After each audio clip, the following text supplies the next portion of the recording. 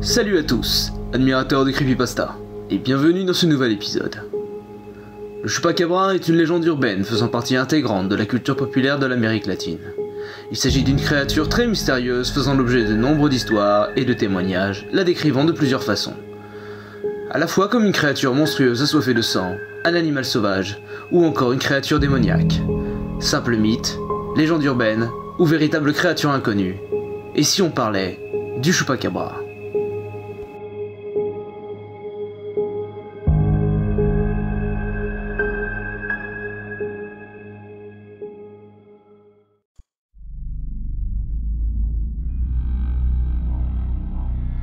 Le Chupacabra, créature mythique qui hanterait les bois, en particulier ceux d'Amérique du Sud. Selon la majorité des témoignages, il s'agirait d'une créature monstrueuse, aux yeux rouges, couverte d'un poil noir et possédant des crocs acérés. C'est en 1992, dans la ville de Mocha, que le Chupacabra fait sa première apparition. Là, on parle d'une bête inconnue, qui attaque le bétail la nuit tombée, les vidant de leur sang, laissant pour toute blessure, de trous circulaires au niveau du cou. Ce sont des vaches, chevaux, chèvres et même des oiseaux qui sont les principales victimes de la créature.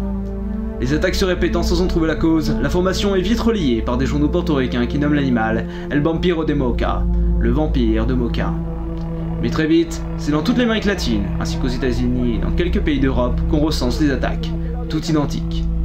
C'est à partir de son mode opératoire qu'on attribue au vampire de Mocha son nom actuel, le Chupacabra, qui signifie le suceur de chèvre. Face aux attaques qui s'accumulent et à l'absence de preuves de l'existence de la bête, on parle d'hallucinations collectives, notamment au Mexique, là où les attaques sont les plus importantes. Partout dans le monde, on témoigne des attaques du Chupacabra, et de nombreuses photos de la bête font leur apparition. Même si beaucoup sont des canulars inventés de toutes pièces, certaines résistent encore à toute explication. Il faut savoir aussi que des battues ont été réalisées à Porto Rico dans l'espoir de capturer le Chupacabra, mais en vain. Même si lors de ces expéditions, les participants ont été confrontés à des témoignages d'atterrissage d'OVNI et que des traces de ces atterrissages ont été trouvées, il faut néanmoins prendre ces informations avec des pincettes, les battues étant majoritairement composées d'ufologistes. On cherche alors des hypothèses au Chupacabra. Une partie de la population l'assimile aux apparitions d'objets volants non identifiés, d'autres aux chiens de l'enfer du livre des révélations, argumentant que la créature dégageait une odeur de soufre lors des attaques. On parle également d'une expérience scientifique ou militaire ratée qui se serait libérée, errant désormais dans les bois. D'autres parlent également d'une créature inconnue, suffisamment furtive pour ne pas avoir été découverte par l'homme jusqu'à aujourd'hui. Beaucoup refutent cette hypothèse, mettant en avant le fait qu'on aurait dû découvrir le Chupacabra depuis très longtemps. Cependant, cela ne fait-il pas des siècles, voire des millénaires, qu'on parle de créatures hantant les forêts du monde, comme la bête du Gévaudan, ou encore le loup-garou.